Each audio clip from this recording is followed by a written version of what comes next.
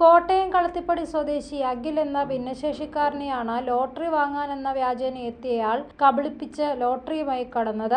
ബുധനാഴ്ച രാവിലെ തിരുനക്കര ബസ് സ്റ്റാൻഡിന് സമീപമാണ് സംഭവം. ലോട്ടറിയെപ്പറ്റി സംസാരിച്ച് അഖിലിന്റെ വിശ്വാസം നേടിയ ശേഷമാണ് ഇയാൾ ലോട്ടറിയുമായി കടന്നത്. ഇയാളുടെ പക്കൽ പണമില്ലെന്നും ATMിൽ പോയി പണം എടുത്തു വരാമെന്നും പറഞ്ഞ് അയാളുടെ പക്കലുണ്ടായിരുന്ന സ്മാർട്ട് ഫോൺ അഖിലിനെ ഏൽപ്പിക്കുകയും ചെയ്തു.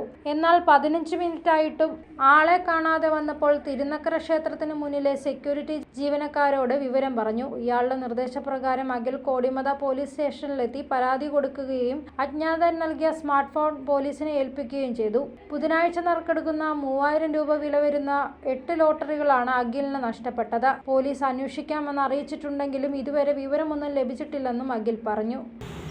ഞാൻ പിന്നെയും ഈ സ്പോട്ടിൽ വന്നു. ഒരു 10 മിനിറ്റ് വെയിറ്റ് ചെയ്യാനാണ് പോലീസുകാരെന്ന് പറഞ്ഞത്.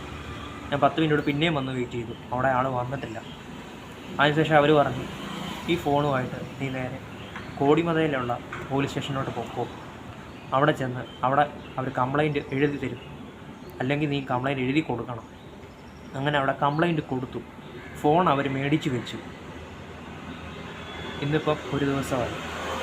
എത്ര രൂപയുടെ ലോട്ടറിയാണ് നിങ്ങൾ പറ്റിച്ചുകൊണ്ട് പോയത്? ഇന്നലത്തെ ടിക്കറ്റ് 8 എണ്ണം.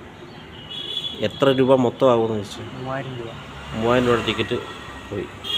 അഖിൽ സ്ഥിരമായി കളത്തിപ്പടിയിലാണ് ലോട്ടറി കച്ചവടം നടത്തുന്നതെങ്കിലും കച്ചവടം കുറഞ്ഞതിനാലാണ് ടൗണിലെത്തിയതെന്നും അറിയിച്ചു.